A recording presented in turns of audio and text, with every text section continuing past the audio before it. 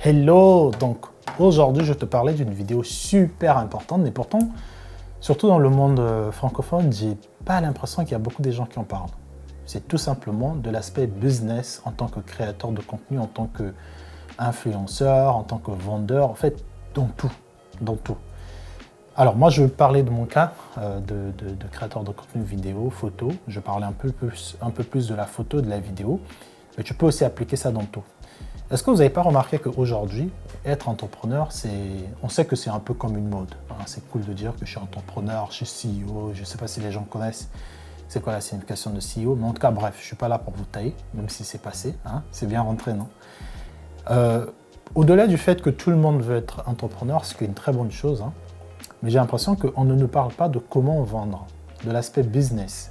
Ça, c'est quelque chose que même moi, je l'ai appris très tard. C'est-à-dire qu'on m'apprend sur Internet comment utiliser un appareil, comment maîtriser la lumière, quel matériel, quel micro, comment on t'apprend toute cette partie technique. Mais il y a deux choses qu'on ne t'apprend pas.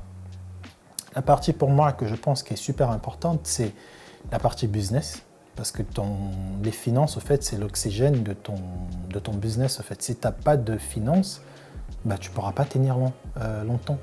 Et aussi la partie relationnelle, c'est-à-dire que oui, tu as tout le matos, oui, tu as l'aspect business, mais si tu es un connard et que les gens, quand ils travaillent avec toi, ils n'ont qu'une envie, c'est de ne plus revoir ta tête, bah, c'est problématique. Et généralement, c'est deux choses super importantes, on n'en parle pas. Et donc, j'ai décidé de t'en parler court parce que je sais que ça pourrait être très long. Je pourrais faire une autre série de vidéos dessus, mais c'est super important. C'est-à-dire que oui, c'est bien, tu achètes telle caméra, ok. Mais comment tu fais pour avoir des clients? Les clients, tu les as où? Comment tu les contactes? Quels sont tes premiers 100 clients? Laisse-moi te dire cette chose. Si tu penses que tu as investi le temps que tu as investi à l'école, l'argent que tu as investi en achetant ton matériel pour travailler avec les gens que tu vois sur Instagram ou sur YouTube, tu te trompes.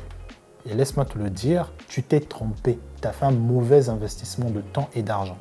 Parce que la majorité des entrepreneurs sur les réseaux sociaux, bah, c'est des gens aussi pareils comme toi qui se disaient que bah, si je me lance dans la création de produits capillaires, des produits de beauté, de produits de peau, bah, tout le monde va acheter. Non, tout le monde n'a pas l'argent. Et la majorité des gens sur les réseaux ici, peu importe la communauté, vous n'avez pas des sous.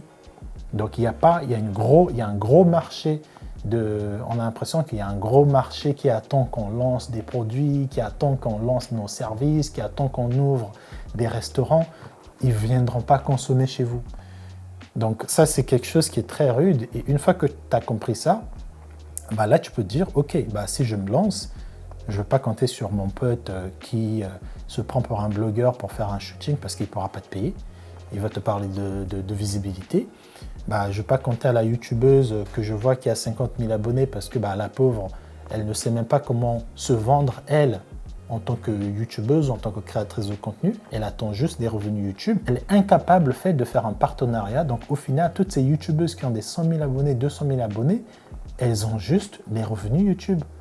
Alors que quand tu arrives à 50 000 abonnés ou à 100 000 abonnés, tes revenus YouTube devraient juste être 25% de tes revenus. Avec 10 000 abonnés, avec 100 000 abonnés, tu es capable de générer au moins 10 000 euros par mois avec cette communauté-là, en faisant des partenariats, en faisant des revues, en faisant des affiliate market, en faisant tellement de choses. Et donc, quand tu te lances, tu te dis que bah, je veux travailler avec ces youtubeuses-là, ces créateurs de contenu-là, parce qu'ils ont tant de chiffres. Et dans ta tête, tu te fais des scénarios en te disant que si cette personne a 500 000 abonnés, ça veut dire qu'elle fait forcément des partenariats et ça veut dire qu'elle est très bien payée. Non, il y a des gens qui ont 100 000 ou 200 000 abonnés, ils vont faire des partenariats de 500 euros. Est-ce que vous vous rendez compte de la stupidité de ça? Et donc toi, quand tu arrives, tu finis ton école, tu as payé 15 000 euros pour ton master ou pour ton bachelor, tu vas investir au moins un autre 20 000 euros ou un autre 7 000 euros, peu importe le montant que tu as investi pour acheter ton matériel, que ce soit du matériel photo qui coûte très cher et aussi du matériel. Au fait, une fois que tu deviens professionnel, une fois que tu veux te professionnaliser dans peu importe ton domaine, c'est hyper cher. Ok? Et une fois que tu as fait tout ça, tu es là, tu crées ta page, tu crées ton site, tu dépenses 2 000 euros pour un site parce que tu veux le site le plus beau. Mais au fait, tout ce que tu fais, tu as mal visé au fait. Les personnes que tu as visées sur Instagram, elles n'ont pas d'argent. Donc, quand tu te lances, tu te dis, bah, ça va marcher, ça ne marche pas. Ok? Donc cette vidéo, au fait, c'était pour te rappeler que tu t'es lancé pour des mauvaises raisons, pour des mauvaises raisons, pour un mauvais réseau. Ok? Je te montrerai dans la prochaine vidéo comment tu peux faire en tant que vidéaste, en tant que photographe, pour avoir des clients qui vont revenir tous les mois. Comment tu peux faire pour cibler vraiment là où on a besoin de toi, là où on peut te payer, là où des gens ne vont pas remettre en question tes compétences, d'accord? Là où tu peux générer, que ce soit 3 000 € le mois, 5 000 €, peu importe combien tu peux générer, ça va juste être up to you, comme je viens de dire, ok? Donc, merci d'avoir regardé cette vidéo. Donc, va cliquer là à côté parce que je ferai une autre vidéo sur où aller pour se faire de l'argent en tant que vidéaste et photographe. Ciao!